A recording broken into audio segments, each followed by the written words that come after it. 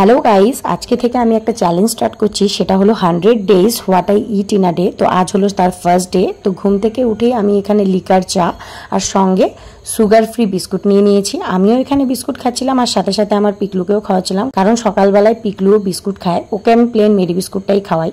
তারপরেই ব্রেকফাস্টে এখানে নিয়ে নিয়েছিলাম চিড়ার পোহা। তোমরা যদি এটা রেসিপি জানতে চাও তাহলে কমেন্ট করো, তোমাদের সাথে রেসিপিটা শেয়ার করে দেবো।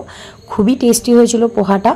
তারপরেই চলে গেছিলাম দুপুরের লাঞ্চে। আজকে দুপুরের লাঞ্চে ছিল হচ্ছে রুই মাছ দিয়ে ঝোল, সঙ্গে ছিল হচ্ছে পেঁয়াজ আলু ভেজিটেবলস দিয়ে পকোড়া আর ছিল রায়তা।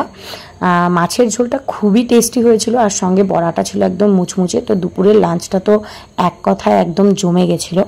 তারপরেই সন্ধ্যার সময় আজকে আর কিছু করতে পারিনি। এখানে ম্যাকারনি পাস্তা বানাচ্ছিলাম, সেটা আমি বানাতে শুরুই করেছিলাম 6:30 7টার দিকে। তো এটা বানিয়ে কমপ্লিট করতে করতে প্রায় 8টা 8:30 বেজে গেছিলো।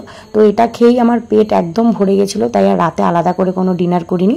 এটা দিয়ে আমার আজকে ডিনার কমপ্লিট করলাম। ভিডিওটা কেমন লাগলো অবশ্যই জানিও, ভালো লাগলে লাইক কমেন্ট শেয়ার করে দিও।